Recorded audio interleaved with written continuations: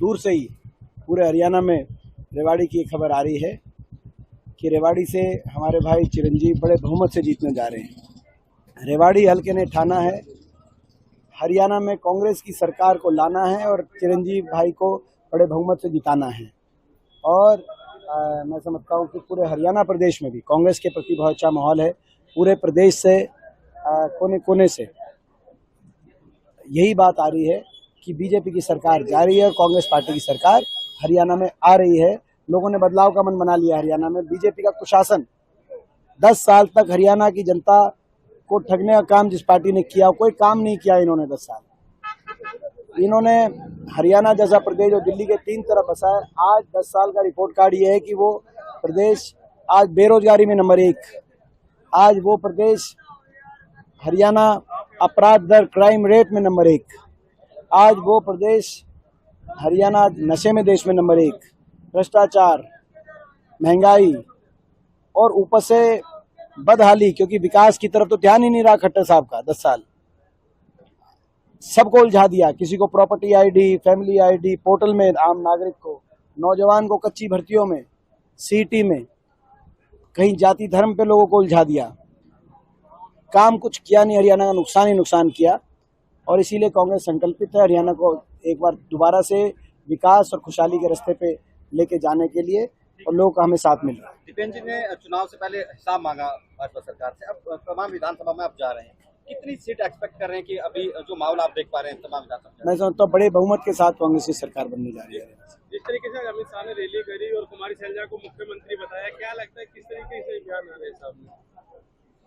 किसने क्या? अमित शाह ने आज कुमारी सैलजा को कांग्रेस का मुख्यमंत्री बताया अपनी रैली से। देखिए, तो मैं समझता हूँ कि कांग्रेस पार्टी और भाजपा में फर्क एक है।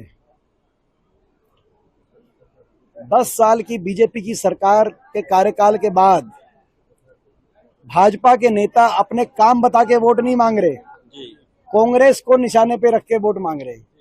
10 साल के बाद कांग्रेस की राजनीति को निशाने पर, हुड्डा साहब को निशाने पर और कांग्रेस के नेताओं को निशाने पर रख के वोट 10 साल के बाद भी काम नहीं गिनवा रहे। और हम 10 साल विपक्ष में रहकर भी हम ये बता रहे हैं कि रेवाड़ी में हमारे समय विश्वविद्यालय बना, ITI बनी, कॉलेज बना, खरखड़ा में कॉलेज बना, सैनिक स्कूल आया, और ये सब विकास कार्य है जो चिरंजीव भाई ने गिनवाए। ये फर्क है, इनके पास 10 साल के गिनवाने के काम नहीं है। इसीलिए 10 साल के बाद भी जब ये आ रहे हैं, बड़े बड़े नेता दिल्ली से इनके आ रहे हैं, तो वो ये नेता कह रहे हैं कि हम हिसाब ही नहीं देंगे, जो उन्होंने पहले भी कहा था कि हुड्डा साहब हम हिसाब नहीं देंगे, आपको याद होगा, वो भी इन्होंने ही कहा था। तो यानी कि 10 साल में कुछ किया ही नहीं, केवल बंटाधार किया। इसीलिए अपने मुख्यमंत्री का चेहरा भी बदल दिया, क्योंकि सबको पता चल गया इस मुख्यमंत्री ने तो कुछ किया नहीं। आप बताओ। दीपेंद्र जी, हरियाणा में सोशल इंजीनियरिंग पूरी तरह से काम की आपकी कांग्रेस के पक्ष में, अब वही तोड़ने के लिए सैलजा प्रकरण नंबर को सैलजा बीजेपी में ज्वाइन कर दी, वो तो उन्होंने जवाब दे दिया।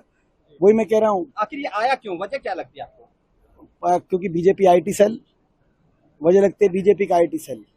बीजेपी का IT सेल को लोगों से कोई मतलब नहीं है, हरियाणा की जनता इतनी परेशान है, उससे कोई मतलब नहीं।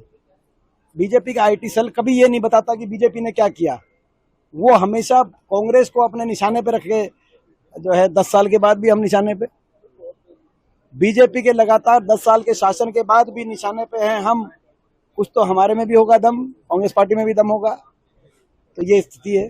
क्वेश्चन लेते कि जिस तरह से जब आप पहुंचते थे अभी CM के नारे लगते हैं, तो मान ली आपके तो दौरे भी उसी एंगल पे हो रहे हैं, अभी डिप्टी CM के नारे चिरंजीव जी के लगे, आपके CM के लगे, क्या माने कि चेहरा होंगे दीपेंद्र जी से हरियाणा? देखिए, हरियाणा के अंदर कांग्रेस के बड़े बहुमत से सरकार बनेगी, यही हमारा लक्ष्य है। बदलाव हो, हरियाणा में कांग्रेस की सरकार बने जो हर वर्ग को साथ लग के हरियाणा को दोबारा से खुशहाली और विकास की तरफ लेके जाए। जहां तक उस सरकार में कौन क्या पद होंगे, ये फैसला कि हमारी कांग्रेस पार्टी की एक पद्धति है, एक प्रणाली है। विधायक दल जब चुन के आएगा, कांग्रेस का प्रचंड बहुमत से हमारी सरकार बनेगी, तो विधायक दल की भावना जानने के लिए ऐसी ऑब्जर्वर आते हैं, वो उन भावना से शीर्ष नेतृत्व को अवगत कराते हैं, और कांग्रेस का शीर्ष नेतृत्व अपने विवेक से फैसले लेता है। ये हमारी पद्धति और प्रणाली है। लेकिन एक बात मैं सही मान रहा हूँ आपकी बात, धन्यवाद करता हूँ प्रेस के हमारे भाई जो लगातार ये प्रश्न पूछ रहे हैं कि कौन बनेगा और किस पद पे बनेगा। ये हमारी बहुत बड़ी नैतिक जीत है कि मान के चल रही है प्रेस कि सरकार तो कांग्रेस की आ रही है, मुद्दे तो ये प्रेस मान के चल रही है, तो हम इस बात के लिए आपका धन्यवाद, हम धन्यवादी हैं आपका।